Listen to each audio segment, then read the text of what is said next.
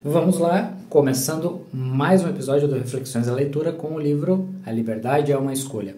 E hoje entramos no capítulo 2, Sem Prozac em Auschwitz, a prisão da negação.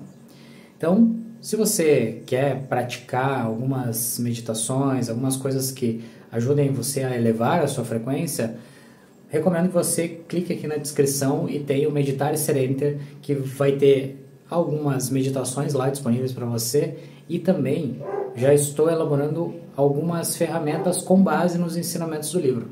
Aqueles ensinamentos que ela traz lá no final, eu vou fazer algumas meditações ligadas a esses ensinamentos. Então, corre lá, confira e assine os planos lá, mensal, trimestral, anual, enfim, certo? Vamos começar. Um dia, quando morávamos num apartamento pequeno em Baltimore, Mary, então com 5 anos, chegou da escola chorando. Ela não havia sido convidada para uma festa de aniversário. Estava devastada de tristeza, o rosto vermelho e molhado de lágrimas. Eu não sabia como lidar com sentimentos. Também não sabia como deixar que ela experimentasse o que sentia. Naquela época, eu estava em total negação em relação ao meu passado. Nunca havia falado de Auschwitz. Nem mesmo minhas filhas sabiam que eu era uma sobrevivente até que Mary Ann leu um livro sobre o Holocausto no ensino médio. Quando ela mostrou ao pai as fotos de pessoas esqueléticas e famintas em Auschwitz e quis saber que calamidade terrível levou tanta gente a morrer atrás de cercas de arame farpado, fiquei arrasada ao ouvi-lo contar que eu havia sido prisioneira lá. Eu me escondi no banheiro, sem saber como encarar minha filha. Quando Mary Ann chegou chorando do jardim da infância, a tristeza dela me deixou triste e desconfortável. Então, segurei sua mão e a levei até a cozinha, onde preparei milkshake de chocolate e servi uma grande fatia de torta de chocolate húngara, aquela que leva 7 camadas. Essa era a minha solução, comer algo doce. Cure seu desconforto comendo. A comida era minha resposta para tudo, especialmente chocolate, e especialmente chocolate húngaro, com manteiga sem sal. Nunca use manteiga com sal para cozinhar qualquer coisa húngara. Eu não sabia disso na época, mas enfraquecemos nossos filhos quando tentamos afastá-los do sofrimento. Ensinamos a eles que os sentimentos são assustadores, mas um sentimento é só um sentimento. Não existe certo ou errado. Não deveríamos tentar entender o que os outros sentem ou tentar animá-los. É melhor deixar a emoção fluir e simplesmente ficar ao lado, dizendo, conte mais. Não diga o que eu costumava dizer a meus filhos quando eles ficavam chateados por serem alvo de zombaria ou rejeição. Sei como você se sente. Trate-se de uma mentira. Ninguém sabe como o outro se sente. Não está acontecendo com você. Para ser compreensível e solidário, não é preciso assumir a vida interior das pessoas como se fosse sua. Essa é outra forma de roubar a experiência do outro e de mantê-lo preso. Gosto de lembrar a meus pacientes que o oposto da depressão é a expressão. O que você expressa não o deixa doente, mas o que mantém preso, sim. Conversei recentemente com um homem que atua como conselheiro no sistema de lar temporário para crianças em situação de risco do Canadá. Ele ajuda os jovens a lidar com o sofrimento pela perda da família, da estabilidade e da segurança que muitos nunca chegaram a ter. Perguntei o que o motivava nesse trabalho, e ele me contou uma conversa que teve com o pai, que estava morrendo de câncer. Por que o senhor acha que teve câncer? Ele perguntou e o pai respondeu. Porque nunca aprendi a chorar. Forte. É claro que muitos fatores contribuem para o potencial de saúde e doença de cada pessoa, e é muito prejudicial acreditar que somos responsáveis por nossas doenças. No entanto, posso dizer com certeza que as emoções que não nos permitimos expressar ou liberar ficam presas dentro de nós, e o que quer que estejamos reprimindo afeta a química do nosso corpo e se expressa em nossas células e circuitos neurais. Na Hungria, dizemos, não engula sua raiva. Pode ser perigoso guardar os sentimentos e mantê-los reprimidos. Tentar proteger os outros ou a nós mesmos dos sentimentos não funciona a longo prazo. Porém, em geral, somos treinados desde cedo a esconder nossas emoções e a abandonar nosso verdadeiro eu. A criança diz odeio a escola e os pais respondem que ódio é uma palavra forte. Não diga que odeia, ou não pode ser tão ruim. A criança cai, esfola o joelho e o adulto fala que não foi nada. Ao tentar ajudar a criança a se recompor, a se recuperar do machucado ou de uma dificuldade, adultos bem-intencionados minimizam o que ela sente, ou, ainda, inadvertidamente ensinam que ela tem permissão para sentir algumas coisas, mas outras não. Muitas vezes, os sinais para mudar ou negar um sentimento são menos sutis. Deixe de drama, parte para outra. Não se comporte como um bebê chorão. As crianças aprendem mais pelo que observam de nossos atos do que pelo que falamos. Se os adultos criam um ambiente familiar onde a raiva não pode ser demonstrada ou é expressa de forma prejudicial, as crianças aprendem que sentimentos fortes não são permitidos nem seguros. Muitas pessoas têm o hábito de reagir em vez de responder ao que está acontecendo. Em geral, aprendemos a nos esconder de nossas emoções, reprimindo, tomando remédio ou fugindo delas. Um de meus pacientes, um médico viciado em medicamentos tarja preta, me ligou um dia bem cedo. Doutora Egger, eu me dei conta ontem à noite de que não existia Prozac em Auschwitz, disse ele. Demorei um tempo para assimilar o que ele havia acabado de dizer, mas era uma observação interessante. Existe uma enorme diferença entre o se automedicar, como ele vinha fazendo, e tomar remédios essenciais que têm o potencial para salvar vidas. Ele começou a buscar externamente uma fuga para seus sentimentos e se viciou em remédios de que não precisava. Em Auschwitz, nada vinha de fora. Não havia meio de nos anestesiarmos, relaxar, espairecer, muito menos esquecer a realidade da tortura, da fome e da morte iminente. Tivemos que aprender a ser bons observadores de nós mesmos e das nossas circunstâncias. Tivemos que aprender a simplesmente ser. Apesar de tudo, não me lembro de chorar nos campos. Eu estava muito ocupada sobrevivendo. As emoções vieram depois. Mesmo assim, por muitos anos consegui evitá-las e continuei fugindo delas. Você não pode curar o que não sente. Mais de 30 anos depois da guerra, devido ao meu trabalho como especialista em trauma do Exército dos Estados Unidos, fui convidado a participar de um comitê de aconselhamento para prisioneiros de guerra. Toda vez que eu ia a Washington para uma reunião do comitê, alguém me perguntava se eu conhecia o Museu em Memória ao Holocausto. Eu já havia ido a Auschwitz, pisado no mesmo local onde fui separada dos meus pais e estado sob o céu que recebeu seus corpos enquanto eles se tornavam fumaça. Por que iria a um museu sobre Auschwitz e outros campos de concentração? Eu estive lá, eu vivi isso, pensava eu. Por 6 anos fiz parte do comitê e por 6 anos evitei colocar os pés no museu. Numa manhã, estava sentada à mesa de mogno na sala de reuniões do comitê, com meu nome gravado na plaquinha à minha frente. E, enfim, percebi que aquilo era o passado e que isso é o presente. Sou a doutora Egger. Eu consegui sobreviver. Você não pode curar o que não sente. Por mais que eu conseguisse evitar o museu, que me convencesse de que tinha superado o passado e que não precisava enfrentá-lo novamente, uma parte de mim ainda estava presa lá. Essa parte não era livre. Portanto, tomei coragem e visitei o museu, o que foi tão aflitivo quanto eu temia. Emocionada ao ver as fotografias da plataforma de chegada do trem em Auschwitz em maio de 1944, eu quase não conseguia respirar. Depois, deparei com um vagão de carga. Era uma réplica de um antigo vagão alemão construído para transportar animais. Os visitantes podiam entrar no espaço escuro e pequeno e sentir como era viajar praticamente em cima das pessoas.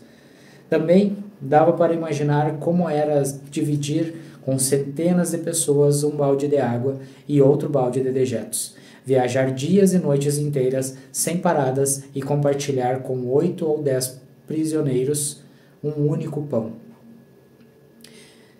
Fiquei paralisado do lado de fora do vagão, completamente travado. As pessoas faziam fila atrás de mim, esperando de forma respeitosa, em silêncio, que eu as deixasse passar. Por alguns minutos não consegui me mexer. Precisei usar toda a minha força para dar um passo, depois o outro, até cruzar a porta estreita.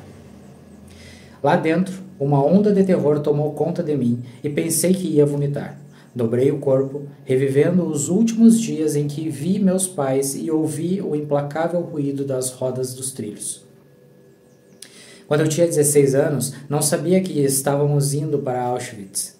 Não sabia que logo meus pais seriam mortos. Eu precisava sobreviver ao desconforto e à incerteza, mas, de alguma forma, tinha sido mais fácil do que reviver tudo aquilo. Desta vez, eu precisava sentir tudo. Desta vez, eu chorei. Perdi a noção do tempo sentada lá no escuro com a minha dor, mal percebendo o entra e sai dos outros visitantes naquela sala escura. Fiquei ali lá sentada por 1 hora, talvez 2. Quando finalmente saí, me senti diferente. Um pouco mais leve, esvaziada. Todo o sofrimento e o medo desapareceram. Cada suástica nas fotografias e cada olhar endurecido de um oficial da SS me faziam estremecer.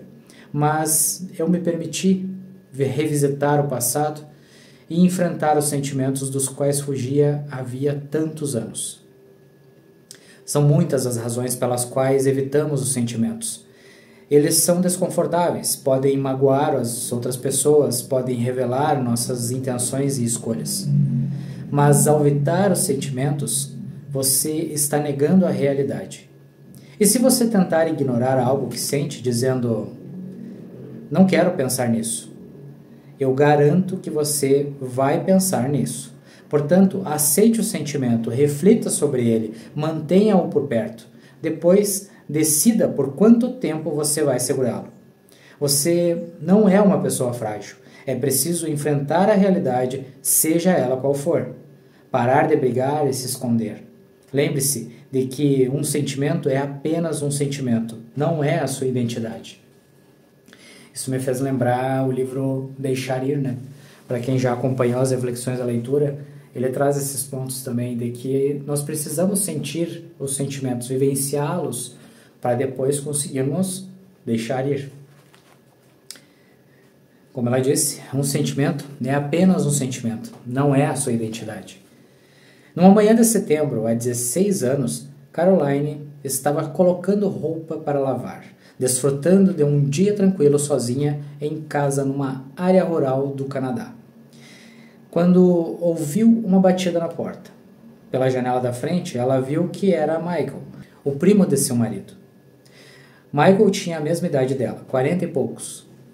Ele se envolvera em problemas durante grande parte da vida. Roubo, pequenos delitos, drogas. E finalmente estava pronto para recomeçar. Embora ele tivesse ido morar com a namorada há pouco tempo, Caroline e o marido haviam sido os familiares que o ajudaram a mudar de vida, hospedando-o por um tempo, arranjando-lhe um emprego e um ambiente estável. Michael se tornara um agregado na vida deles, um adulto confiável que, com frequência, vinha jantar com Caroline, o marido e seus 3 enteados. Por mais que se preocupasse com Michael e se sentisse bem em ajudá-lo, por um segundo, Caroline pensou em fingir que não estava em casa. Seu marido tinha viajado, os meninos haviam enfim voltado a estudar depois das férias e ela não queria que a visita de Michael interrompesse todas as coisas que tinha planejado fazer em sua primeira manhã sozinha em 3 meses. Mas era Michael, um parente que ela amava, que também a amava, que contava com a sua família. Então, ela abriu a porta e o convidou para tomar café. Os meninos já estão de volta à escola, disse ela enquanto colocava as canecas e o creme na mesa. Eu sei. Tom também ficará fora por uns dias. Foi nesse momento que ela sacou a arma, encostou-a na cabeça dela. Eita.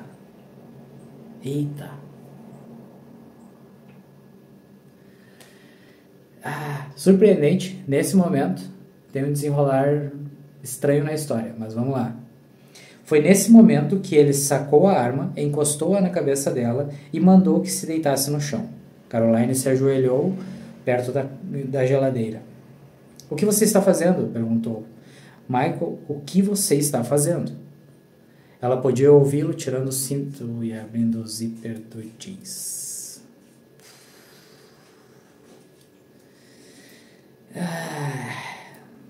Como eu disse, gente, é um livro assim, com conteúdos bem sensíveis. E assim, eu volto a dizer, para mim é puxado toda essa leitura, tá? Mas vamos lá, tá? Aguentem firme, vamos junto, vamos junto. Ela podia ouvi-lo tirando o cinto e abrindo o zíper do jeans. Sua garganta estava seca, o coração aos pulos. Como havia feito aula de defesa pessoal na faculdade, Caroline sabia o que deveria dizer caso alguém tentasse agredi-la sexualmente. Use o nome do agressor. Fale sobre a família. Ela manteve o fluxo de palavras, a voz curiosamente segura e firme, conversando sobre os pais de Michael, os meninos, as férias em família, os locais de pesca favoritos. Tudo bem, não vou estuprar você, disse ele, enfim. O tom de voz foi tão leviano e casual que ele parecia estar falando, acho que vou tomar um café. Mas Michael mantinha a arma pressionada à cabeça de Caroline. Ela não podia ver o rosto dele. Será que estava drogado? O que ele queria? Ele parecia ter planejado isso, pois sabia que a encontraria sozinha em casa. Será que ia roubá-la? Pegue o que quiser, disse ela. Você sabe onde as coisas estão. Simplesmente pegue o que quiser. É isso mesmo que vou fazer. Ela sentiu que ele se movimentou como se estivesse preparando para se afastar, mas parou novamente, mantendo a arma encostada com força em seu crânio. Não sei por que estou fazendo isso. Um barulho ecoou na sala, a cabeça de Caroline latejou e ardeu de dor. A próxima coisa de que ela se lembra foi um momento em que recobrou a consciência. Não sabia por quanto tempo havia ficado desmaiada no chão da cozinha. Não conseguia ver nada. Tentou se levantar, mas tinha tanto sangue que ela não parava de escorregar, caindo outra vez no chão. Foi quando ouviu passos na escada do porão. Michael? Chamou. Por favor, me ajude. Não fazia o menor sentido pedir ajuda à pessoa que tinha acabado de atirar nela. Mas foi um reflexo. Ele era da família e não havia mais ninguém lá para socorrê-la. Michael? Chamou novamente. Outro disparo. Uma segunda bala explodiu na parte de trás da sua cabeça. Dessa vez, Caroline não desmaiou. Então, se fingiu de morta. Ficou deitada no chão, tentando não respirar. Ela podia ouvir Michael andando pela casa. Esperou, mantendo-se imóvel, até que ouviu a porta se fechar. Ainda assim, continuou deitada no chão. Talvez Michael estivesse querendo testá-la, tentando enganá-la, esperando que ela se levantasse para atirar outra vez. Mais do que a dor, mais do que o terror, o que ela sentia era a raiva. Como ele ousara fazer isso? Como ousava deixá-la ali para morrer, para que os meninos a encontrassem quando voltassem da escola? De jeito nenhum ela se permitira morrer, sem denunciar quem havia lhe feito aquilo, antes de conseguir fazer Michael ser preso para evitar que ele machucasse mais alguém. Finalmente a casa ficou silenciosa. Caroline abriu os olhos, mas não conseguia enxergar nada.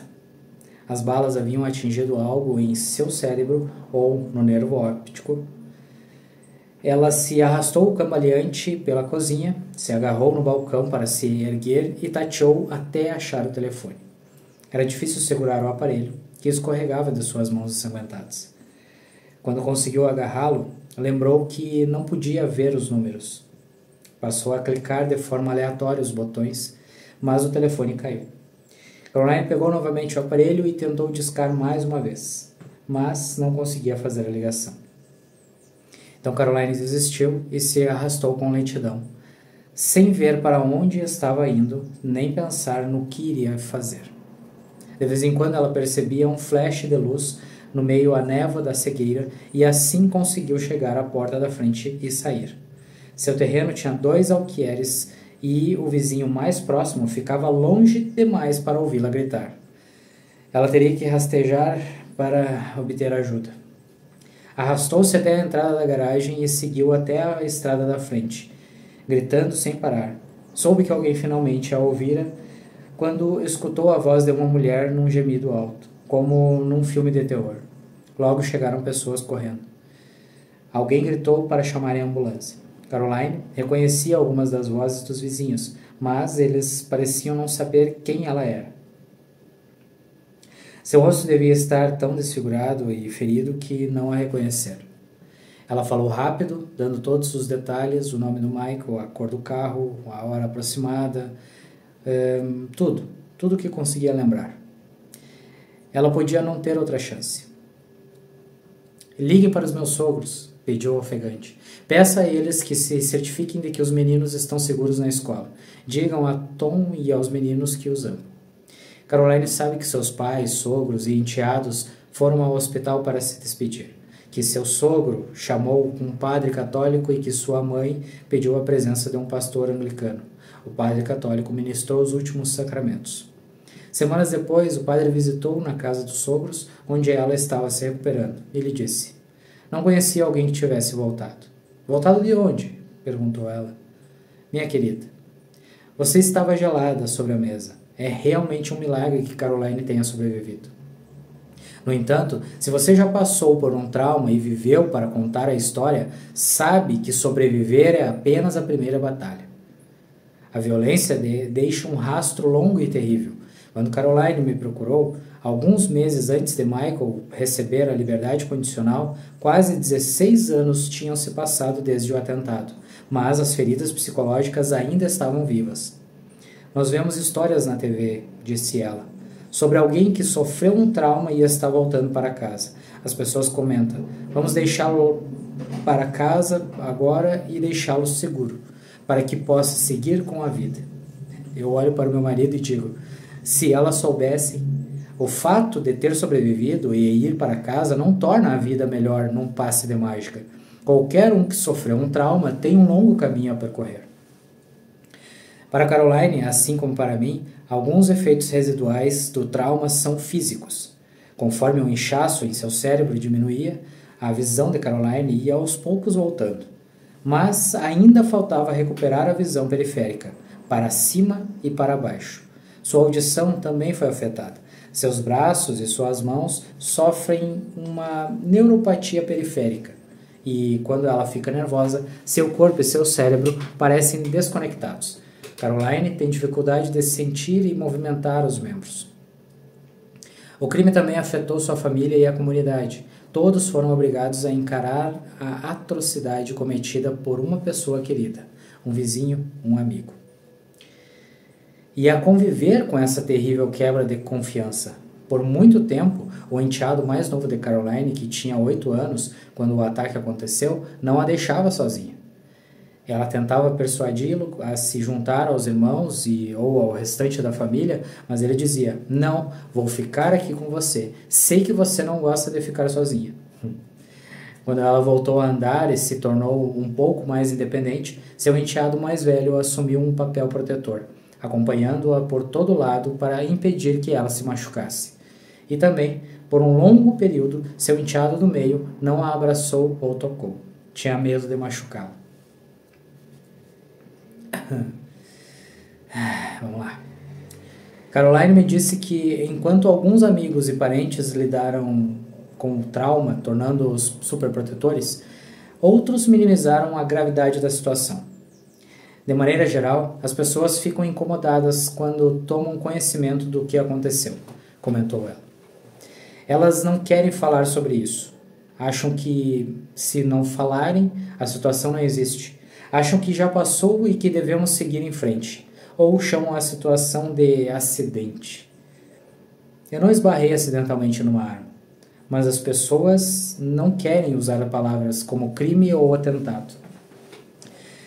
Mesmo seu sogro, tio de Michael, que estava presente logo depois do ataque e que hospedou Caroline e sua família durante 3 ou 4 meses, porque ela não podia cuidar de si mesma, diz às pessoas que ela está 100% recuperada. Isso o faz se sentir melhor. Hoje em dia, sob muitos aspectos, a estabilidade voltou. Os meninos já são adultos, se casaram e têm seus próprios filhos. Caroline e o marido moram nos Estados Unidos, a milhares de quilômetros de distância de Michael. do outro lado de uma fronteira internacional, onde as chances de serem localizados por ele em busca de vingança são mínimas, quase inexistentes. Mas o medo de Caroline não desapareceu. Ele fazia parte da família, morou em nossa casa, confiamos nele e a última coisa que Michael me disse foi: não sei por que eu estou fazendo isso. Se ele não sabia e mesmo sendo da família tentou me matar, quem mais vai tentar me ferir sem motivo algum? Caroline admitiu para mim que vive o tempo todo com medo, sempre na expectativa de que alguém chegue e termine o que Michael começou. Não sai para o jardim, algo que adorava fazer, porque alguém poderia aparecer por trás e ela não perceberia que a pessoa estava lá. Mesmo dentro de casa, Caroline fica permanentemente em alerta. Não desgruda do botão do alarme para que, caso alguém force a entrada da casa, ela esteja preparada. E quando esquece onde colocou o alarme, sente falta de ar até encontrá-lo. Entra num estado de pânico, né? Por um tempo, eu voltei a morar na casa onde ele me baleou, contou Caroline. Não pretendia deixar que ele me tirasse da casa. Eu queria recuperá-lo. Mas foi apavorante e doloroso viver no local onde ela quase morreu. Mudaram-se para bem longe, para uma comunidade segura e amigável no sul dos Estados Unidos, perto de um lago lindo onde eles passeiam de barco nos finais de semana. Mesmo assim, ela vive assustada. 16 anos vivendo desse jeito não é viver, disse ela. Ela se sentia prisioneira do passado e queria desesperadamente se libertar. Enquanto conversávamos, identifiquei muito amor, força e determinação em Caroline. Também reconheci 4 comportamentos que a estavam mantendo presa no passado e no medo.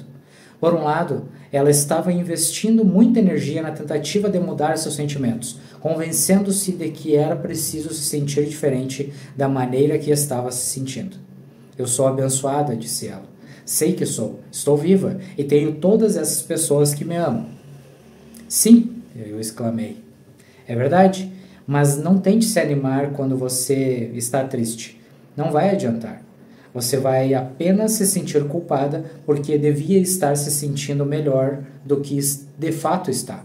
Procure fazer o seguinte: reconheça os sentimentos, angústia, medo, tristeza. Simplesmente os reconheça e então desista de ganhar a aprovação dos outros. Eles não podem viver a sua vida, não podem sentir os seus sentimentos. Além de buscar se convencer de que a tristeza e o medo que experimentava eram sentimentos naturais, Caroline vivia na prisão de tentar proteger os outros de seus sentimentos. Quem nos ama quer o melhor para nós, não quer que a gente sofra. Portanto, é tentador mostrar nossa melhor versão, aquela que eles querem ver. Porém, quando negamos ou minimizamos o que sentimos, o resultado é o oposto. Caroline me contou que, desde o atentado, ela e o marido sempre tiveram cães. Recentemente, quando seu cachorro morreu, o marido, sem entender quanto o animal melhorava sua situação de segurança, disse que precisava dar um tempo antes de arranjar outro. Fiquei muito irritada, contou. Mas não podia dizer isso a ele. O mais lógico teria sido falar: tenho medo de ficar sozinha sem um cachorro, mas não consegui. Acho que ele entenderia, mas não queria que ele soubesse que eu ainda sinto muito medo. Não sei explicar a razão. Eu disse a Caroline que ela pretendia evitar que o marido se preocupasse, que sentisse culpa, mas ela também estava deixando-o de fora, impedindo que ele entrasse em sua vida, negando a ele a oportunidade de tentar protegê-la. Caroline admitiu que fazia a mesma coisa com seus filhos. Acho que eles não sabem quanto sou prisioneira. Tento não deixar que percebam. Mas você está mentindo. Não está se mostrando inteira para sua família. Você está se privando de liberdade, e a eles também. Sua estratégia para lidar com as emoções difíceis se tornou outro problema. Expliquei para ela. Ao proteger os outros de seus sentimentos, Caroline evitava assumir a responsabilidade por eles. E, ao continuar morrendo de medo, conferia poder demais a Michael e ao passado. Meu marido e eu estávamos casados havia 3 anos, contou ela. Começávamos a nos ajeitar como uma nova família. Os meninos me aceitando como sua mãe, iniciando uma vida linda. E Michael tirou isso de nós. Seu queixo ficou crispado, as mãos se fecharam com força e questionei. Tirou? Respondeu ela. Michael me escolheu, veio até minha casa com uma arma, atirou 2 vezes em minha cabeça e me deixou lá para morrer. Sim, ele tinha uma arma, sim, você fez o que tinha que fazer para se manter viva, mas ninguém pode tirar sua vida interior ou suas reações. Por que dar mais poder a ele? Caroline foi vitimizada de um modo terrivelmente cruel e violento. Portanto, tinha todo o direito a cada um desses sentimentos: ódio, angústia, medo e tristeza. Michael quase roubou sua vida, mas isso ocorrera 16 anos atrás. Mesmo quando ele obteve liberdade condicional, não passava de uma ameaça distante, sem permissão para viajar e sem maneiras de encontrar Caroline. No entanto, ela estava dando poder a Michael, permitindo que ele se mantivesse vivo em seu corpo. Ela precisava se livrar disso. Precisava demonstrar a liberar seu ódio para que ele não continuasse a contaminar sua vida interior. Pedi que ela colocasse mentalmente Michael numa cadeira, o amarrasse, batesse nele, gritasse com ele. Como você pode fazer isso comigo? A ideia era liberar sua raiva, colocá-la para fora. Caroline tinha medo, até de expressar seu medo. O medo foi aprendido. Você não tinha ideia do que era o medo quando nasceu. Não deixe que ele domine sua vida. Amor e medo não combinam. Basta. Você não tem tempo para viver com medo, afirmei. Se eu me irritar com ele e bater nele, não vai sobrar nada na cadeira, declarou ela. Ele era uma pessoa doente. Pessoas doentes têm a mente doente. E você pode escolher quanto tempo vai deixar as escolhas de uma pessoa doente lhe afastarem da vida que deseja, expliquei. Não quero mais ser tão assustada e triste, disse ela. Sou solitária, evito fazer novos amigos e ter novas experiências. Eu me fechei, meu rosto está sempre contraído e chateado. A tensão deixa minha boca repuxada. Acho que meu marido gostaria de ter de volta a mulher alegre com quem ele se casou. Eu gostaria de resgatar a mulher alegre com quem ele se casou. Sem essa de não, não, não. Quero lhe dar um monte de sims. Às vezes, os sentimentos que ignoramos não são os mais desconfortáveis ou dolorosos. Às vezes, evitamos os sentimentos bons. Nós nos fechamos para a paixão, o prazer e a felicidade. Quando nos tornamos vítimas, uma parte da nossa psique se identifica com o agressor e algumas vezes adotamos essa postura punitiva e vitimizadora em relação a nós mesmos, negando a permissão para nos sentirmos bem e nos privando de algo que é nosso por direito, a alegria. É por isso que eu digo que a vítima de ontem pode facilmente tornar-se o algoz de hoje. Quanto mais você exercita algo, mais melhora naquilo. Se exercitar a tensão, ficará mais tenso. Se exercitar o medo, sentirá mais medo. A negação levará a mais negação da sua verdade. Caroline desenvolveu a prática da paranoia. Não dirija muito rápido, não acelere tanto o barco, não vai lá, não faça isso. Sem essa de não, não, não. Quero lhe dar um monte de sims, disse a ela. Sim, eu tenho escolha. Sim, tenho uma vida para viver. Sim, tenho um propósito. Sim, eu vivo no presente. Sim, presto atenção no que é importante para mim e no que está alinhado com os objetivos que escolhi. O que me dá prazer e alegria. Propus a ela um exercício. Quero que você se dedique a observar os seus sentidos. Visão, toque, olfato, paladar.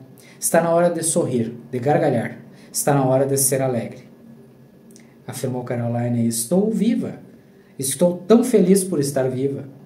Sim, agora não se esqueça de colocar em prática essa felicidade todo dia, todo minuto, na maneira como você ama e fala consigo mesma.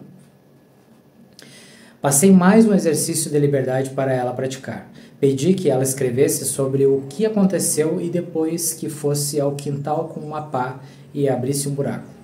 Continue cavando até que o buraco tenha pelo menos 90 centímetros de profundidade e enterre esse papel. Coloque a terra de volta e entre na casa, pronta para renascer e para um novo início, porque você enterrou aquela parte da sua vida. Um mês depois, Caroline me escreveu para contar o que havia voltado ao Canadá para conhecer seu neto recém-nascido e que, com o marido, tinha passado por sua antiga casa, aquela onde ela fora baleada. O carvalho e o bordô, árvores jovens na época em que moravam lá, estavam enormes. Os atuais donos acrescentaram um novo deck na frente da casa. Por alguma razão, passar por lá não me deixou tão triste quanto antes, ela escreveu. A amargura que ela sentia por tudo o que eles haviam abandonado diminuiu. Esse é o resultado de enfrentar o passado e libertá-lo. Nós seguimos em frente. Não estamos mais presos a ele. Quando nos habituamos a negar nossos sentimentos, pode ser difícil até mesmo identificar o que sentimos. Quanto mais viver o sentimento, expressá-lo e, por fim, liberá-lo. Uma forma de ficar preso nessa ciranda é confundir pensamentos com sentimentos. Fico surpresa com a frequência com que ouço as pessoas dizendo coisas como: sinto que eu deveria ir até o centro da cidade esta tarde para resolver algumas coisas. Ou sinto que reflexos nos cabelos vão realmente dar destaque aos seus olhos. Essas frases não revelam sentimentos. São apenas pensamentos, ideias, planos. Sentimentos são energia. Dos sentimentos não podemos escapar, podemos apenas vivê-los. Temos que aceitá-los. É preciso muita coragem para se permitir ser, sem ter que fazer nada em relação a nada, apenas ser. Outro dia, recebi a ligação de um homem cujo pai sofria de uma doença terminal. Ele perguntou se eu podia fazer o favor de visitar seu pai e sua família. Já vi muitas coisas difíceis na minha vida, mas o sofrimento dessa família realmente me impressionou. O pai estava confinado em uma cadeira de rodas e não conseguia falar, comer ou se movimentar sozinho. A mulher e o filho, muito tensos, andavam para lá e para cá, ajeitando o cobertor e reposicionando os braços e pernas do doente, fazendo o possível para diminuir seu desconforto, embora sem qualquer possibilidade de interromper o processo da doença. Eu não sabia o que seria útil para aquele homem ou para a família. Fiquei quieta. Pedi que a esposa segurasse sua mão, lhe desse um beijo e ficasse ali enquanto eu segurava a outra mão. Nossos olhos se encontraram e pude ver o quanto ele estava se sentindo incapaz e impotente. O simples fato de estarmos presentes funcionou como uma permissão para que ele deixasse fluir tudo o que sentia, sem julgamentos. Juntos, nos esforçamos ao máximo para ficarmos confortáveis no desconforto. Permanecemos sentados ali um bom tempo. O filho me ligou 4 dias depois para dizer que seu pai falecera. Falei que achava que pouco havia feito para apoiá-los, mas o filho garantiu que eu os ajudara imensamente. Para eles, talvez tenha sido útil a oportunidade de se sentirem presentes, fazer companhia um ao lado do outro, aceitar a doença e a nossa mortalidade, sem ceder à necessidade de fixar ou alterar qualquer parte disso. Inspirada por essa família, consegui fazer algo que nunca havia sido capaz antes. Detesto ficar confinada ou presa porque isso me faz entrar em pânico.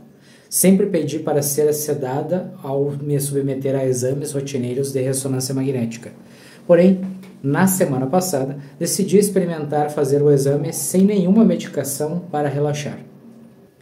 A máquina de ressonância magnética é escura e fechada, além de muito barulhenta. Meu corpo deslizou para dentro da máquina e a barulheira começou. Deitado dentro do tubo, vestindo apenas o roupão hospitalar e com a coluna torta em contato direto com um colchonete de plástico, senti o medo tomando conta de mim. O barulho era tão alto que dava a impressão de que bombardeiros se aproximavam para soltar a sua carga, como se o prédio fosse explodir e virar um monte de escombros. Achei que fosse começar a gritar e a chutar e que teriam que me tirar dali, mas disse a mim mesma: quanto mais barulho eu escuto, mais relaxado eu fico. E assim foi. Aguentei 40 minutos na máquina sem um remedinho. A capacidade de ficar imóvel no desconforto não acontece de um dia para o outro, mas, à medida que os anos passam, eu sigo praticando. É dessa forma que nos libertamos da prisão da negação. Basta deixar os sentimentos aflorarem, deixar que se mostrem para então liberá-los. E aí, como no outro capítulo, ela traz estratégias para se libertar da negação. No outro era da vitimização. Então depois você pode conferir lá no Meditar e Serenity, tem alguns procedimentos, algumas meditações que ampliam essa capacidade aqui, certo? Vamos lá. Sentimentos curam. Incorpore exercícios diários para verificar os seus sentimentos.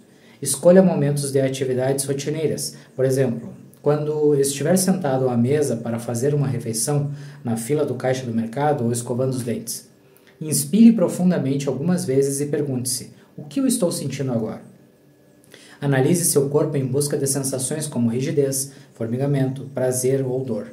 Veja se consegue identificar um sentimento e dar um nome para ele, sem julgar ou tentar mudá-lo. Tudo é temporário.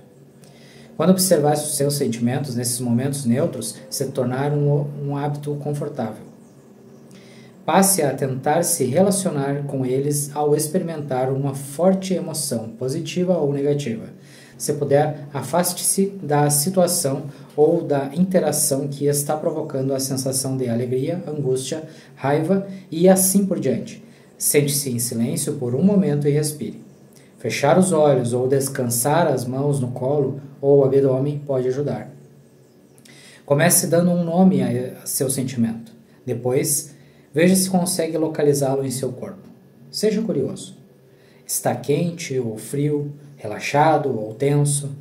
Será que queima, dói ou lateja? Por fim, observe como o sentimento muda ou se dissipa. O oposto da depressão é a expressão. Pense numa conversa recente com um amigo, parceiro, colega ou membro da família em que você evitou dizer o que sentia. Nunca é tarde demais para assumir a responsabilidade por seus sentimentos e expressar a sua verdade. Diga à pessoa que tem refletido sobre a conversa e que gostaria de conversar mais. Reserve um tempo para isso e fale coisas como: eu não sabia como expressar isso na época, mas percebi que estava sentindo tal coisa quando tal coisa aconteceu. Certo? Muito bom, né? Como eu disse, é pesado. Tem umas partes assim que pra mim pesa, traz algumas coisinhas assim de memórias, mas enfim, faz parte, gente, né? É um conteúdo acessível, ela traz coisas sensíveis justamente para mostrar que nós temos a liberdade de não ficar preso a essas coisas que aconteceram. A vivência que estamos passando, por mais desagradável que seja, temos a capacidade de nos libertarmos. Afinal, a liberdade é uma escolha. Então, no próximo capítulo, capítulo 3, começamos assim: todos os outros relacionamentos vão terminar. A prisão da autonegligência. Então, nos vemos em breve. Até mais.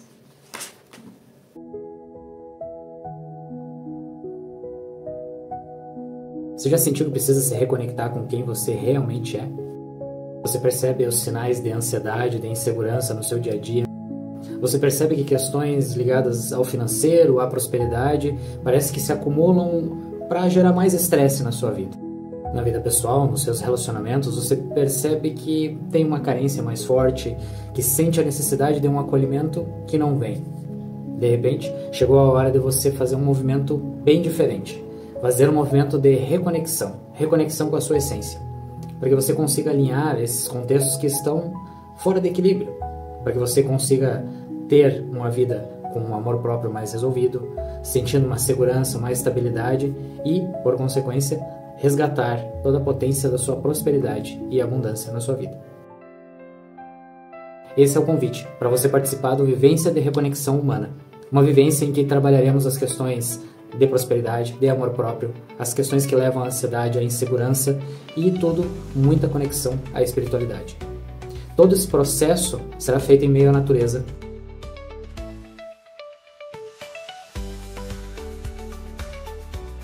com uma alimentação fantástica, ou seja, todo um ambiente acolhedor para que você possa se permitir a fazer esse movimento e se reconectar, voltar à sua verdadeira essência. Durante todo o dia da vivência, nós teremos várias técnicas terapêuticas que irão ajudar você a, digamos, limpar, desprogramar todas essas cargas negativas, esses pensamentos negativos que fizeram você seguir um padrão de mais distante do seu amor próprio, com mais ansiedade, mais insegurança, distante da sua prosperidade.